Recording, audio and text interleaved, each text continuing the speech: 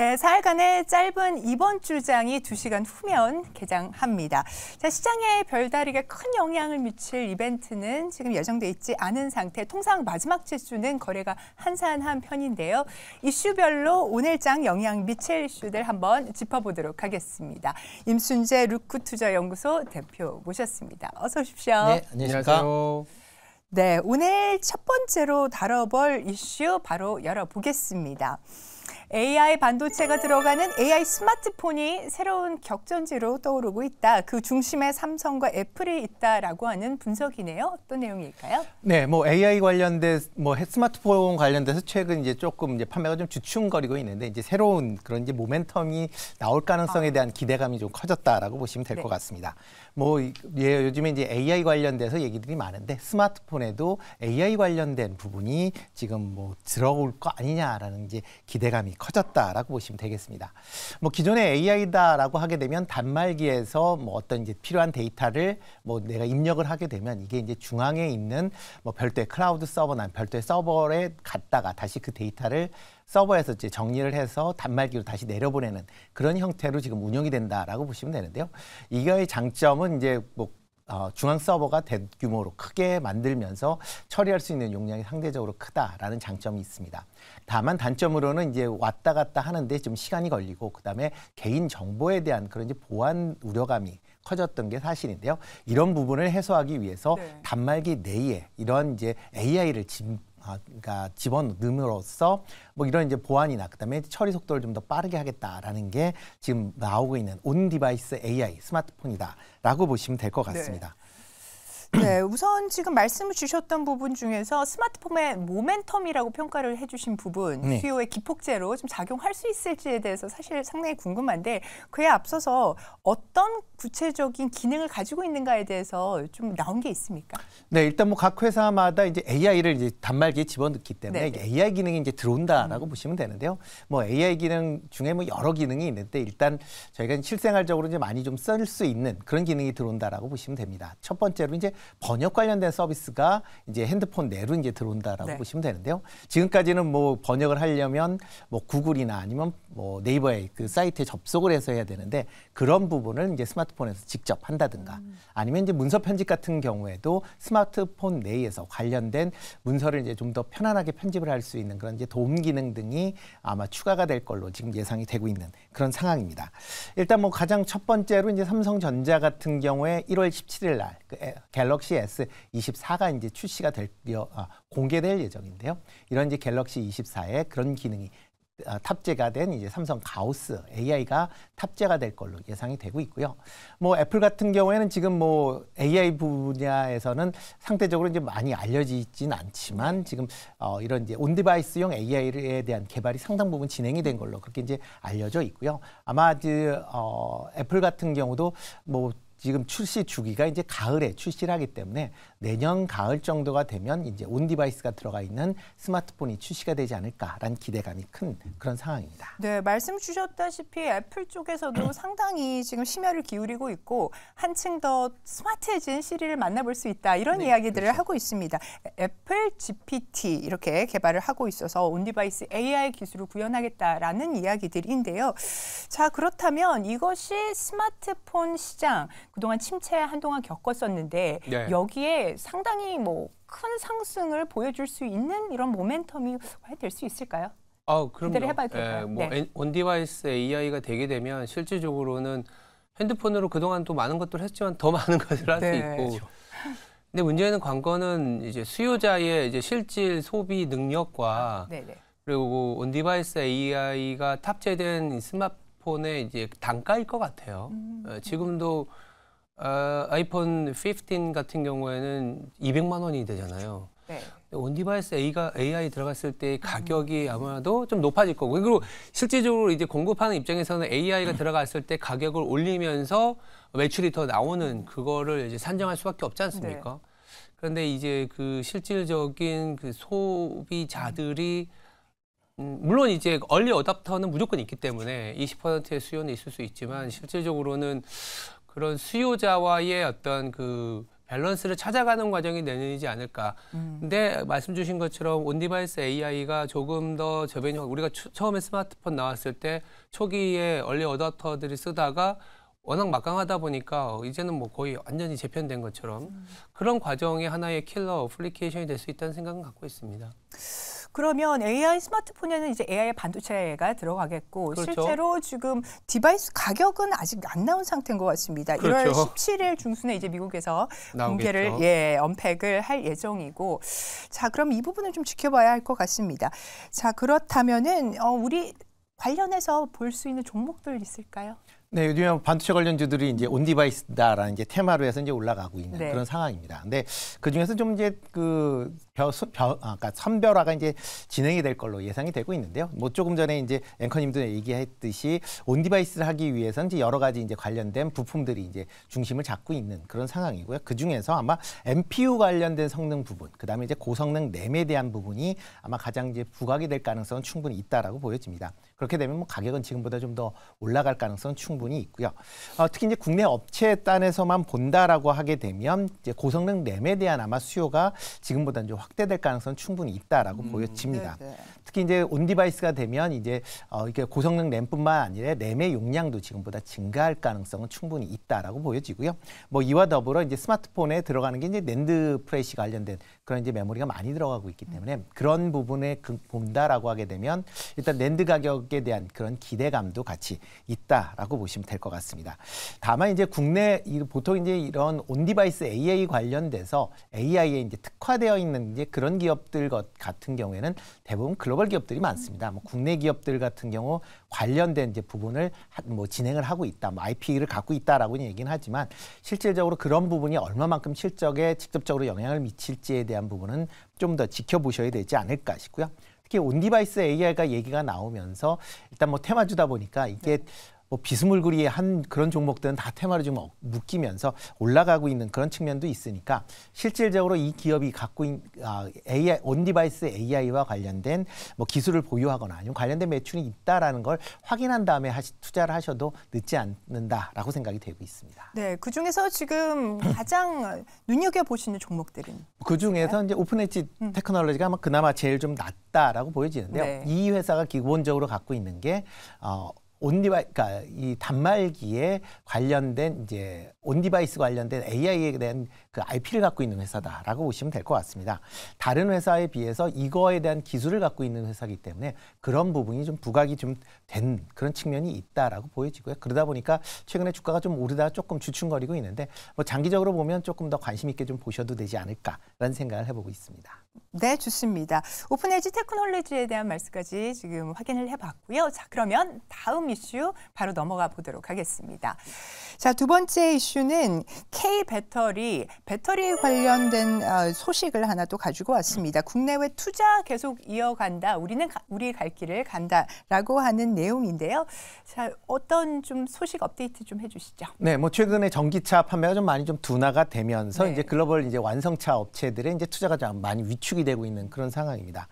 그럼에도 불구하고 이제 국내 2차 전지 업체들의 이런 이제 생산 시설 투자는 계획대로 좀 진행이 될 것이다라는 그런 이제 내용이다라고 보시면 될 것 같고요. 특히 이제 2차 전지 완성 그 배터리 업체뿐만 아니라 소재 업체들의 투자도 계속 좀 이어질 걸로 예상을 하고 있습니다. 뭐 대표적으로 이제 LG 화학 같은 경우 이제 미국 테네시주에 이제 배터리 양극재 공장의 착공식을 그러니까 지난주에 이제 개최를 했고요. 2026년도까지 2조 원 정도를 투자를 해서 약 6만 톤 규모의 이제 양극재를 생산할 예정이다라고 지금 얘기를 하고 있습니다. 뭐 지금 뭐 LG 화학 같은 경우는 뭐 GM, 그다음에 도요타 등의 이제 미국 내에 이제 양극재를 장기 공급 계약을 체결했기 때문에 그 정도 수요는 뭐 충분히 감당할 수 있다라고 보여지고 있고요. 뭐 일단 완성 업체 기준으로 본다라고 하게 되면 SK온 같은 경우는 이제 국내 서산에 1.5조 규모의 지금 제3공장을 2025년까지 이제 증설할 계획으로 지금 알려져 있습니다. 지금 얼마 전에 이제 SK온이 투자가 조금 좀 지연되는 거 아니냐라는 그런 이제 우려는 있었지만 모 회사인 SK이노베이션이 한 1조 7천억 정도의 이제 투자를 하겠다라고 얘기를 하면서 정상적으로 지금 진행이 되고 있다라고 보시면 될 것 같습니다.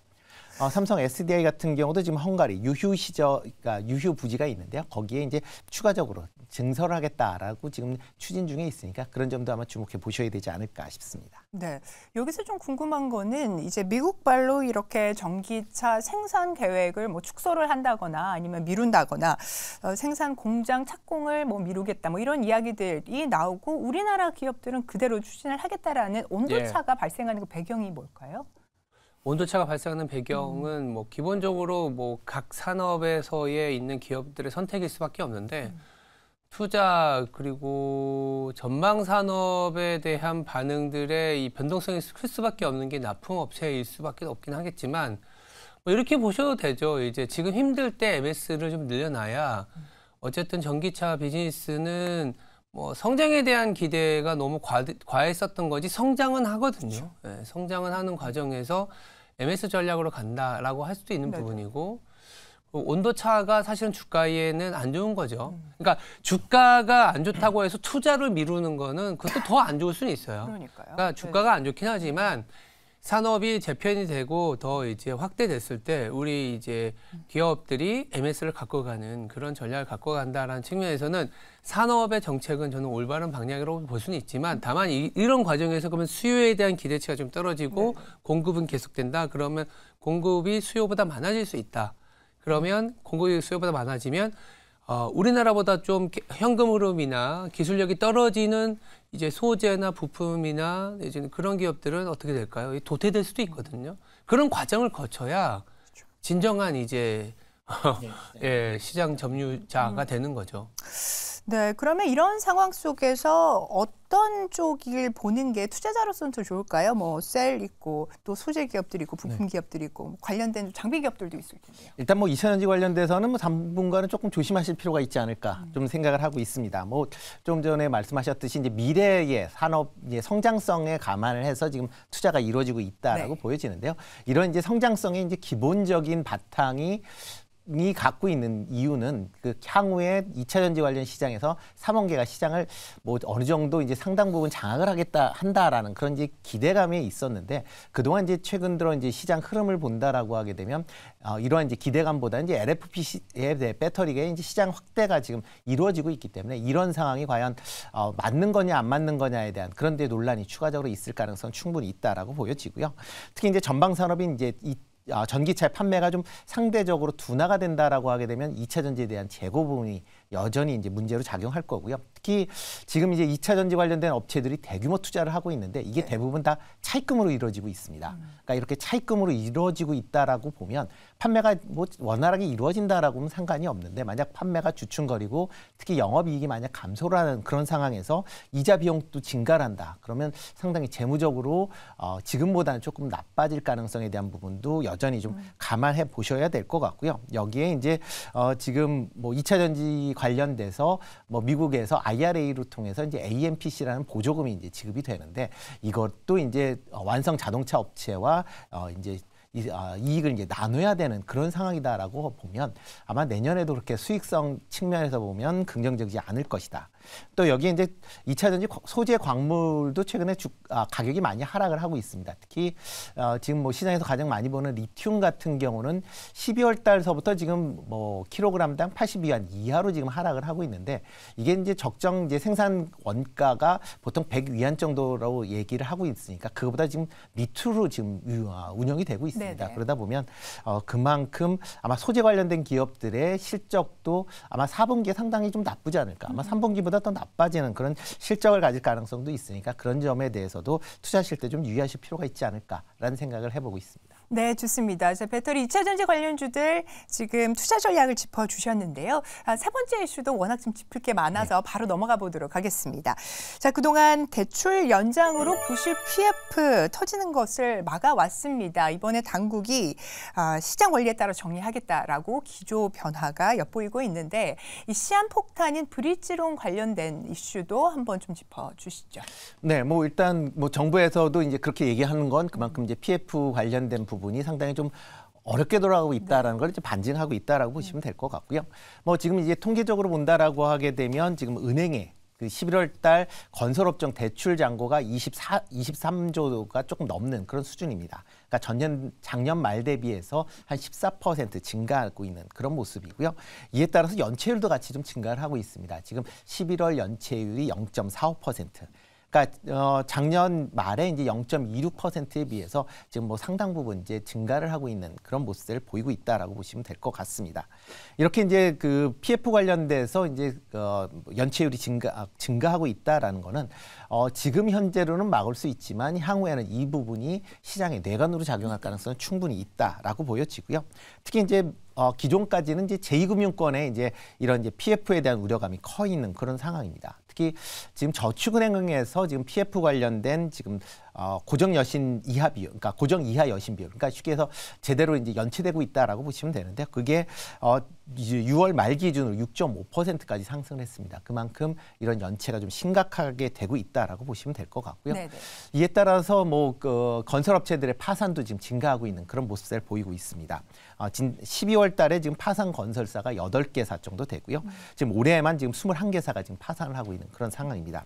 특히 이제 폐업 건수도 지금 17년 만에 최대 건수인 이제 567건이 될 만큼 그만큼 이제 그러니까 건설사들의 경기가 악화가 되면서 문 닫는 회사들이 증가하고 있다라는 게 향후에 좀 리스크로 작용할 가능성이 있다라고 보여집니다. 네, 내용을 이렇게 잘 좀 정리를 해주셨습니다. 관련해서 태영건설, 워크아웃 신천설이 있었고 또 이 실제로 부실 PF 사태가 금융기관으로 퍼져서 헤어컷을 할 가능성 이런 부분도 좀 짚어주시면 좋을 것 같아요.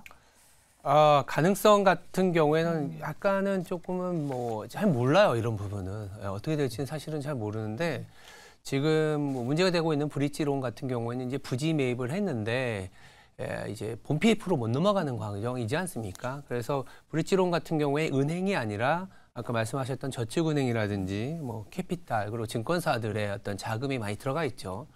근데 이 부분은 그 증권사 내지는 이제 저축은행이 좀 워낙 PF의 비중이 크니까 저축은행의 자본이 좀 깎이거나 내지는 좀 도산의 위험성까지 있는 건 사실입니다만 그래서 이제 정책 당국이 시중은행을 통해서 저축은행을 어떻게 보면 인수나 합병까지 할 수 있는 그런 가이드라인을 이미 우리가 제시를 해놓은 상태이기 때문에 유사시에는 어쩌면 시중은행에서 저축은행을 인수하는 뉴스도 나올 수 있습니다. 그러면 사실상은 리스크가 남아있다고는 하지만 리스크가 해소되는 이벤트로도 볼 수 있는 거죠. 네네. 그래서 지금 당장 우리가 이제 앞서 우리가 이런 만큼 얘기할 수 있을 만큼 아까 이제 표에서도 보셨지만 시중은행의 PF 잔액이 18조, 건설업 대출은 23조 이렇게 나와 있는 부분은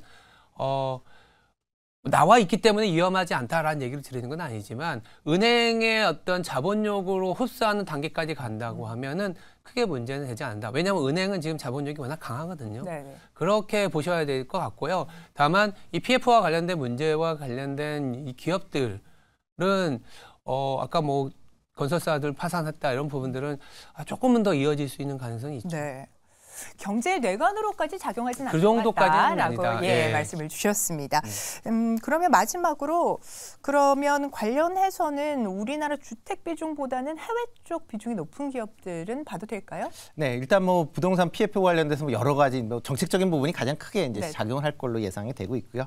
다만 이제 좀 더 말씀하셨듯이 건설 회사들이 아니라 파산이나 아니면 법정 관리나 아마 좀 더 이어질 가능성은 충분히 있다. 그러니까 이렇게 이제 대형 이제 건설사들의 법정 관리로 넘어가면 아마 전체적으로 증시에는 조금 부정적으로 영향을 미칠 수는 있다라고 보여집니다. 건설업체로 본다라고 하게 되면 전반적으로 조금 이제 약세 기조가 최근 하반기 들어 좀 많이 올랐는데 아마 조금은 조정받을 가능성이 있다라고 보여지고요. 특히 국내 비중보다는 해외 비중을 많이 갖고 있는 건설사 쪽으로는 그나마 조금 관심 있게 좀 보시면 어떨까 싶은데요. 대표적으로 삼성 엔지니어링이나 현대건설 같은 경우는 좀 더 보셔도 되지 않을까 싶습니다. 네, 좋습니다. 개장 전 체크리스트 이슈들 짚어주셨습니다. 임순재 대표님 함께해 주셨는데요. 대단히 감사합니다. 감사합니다.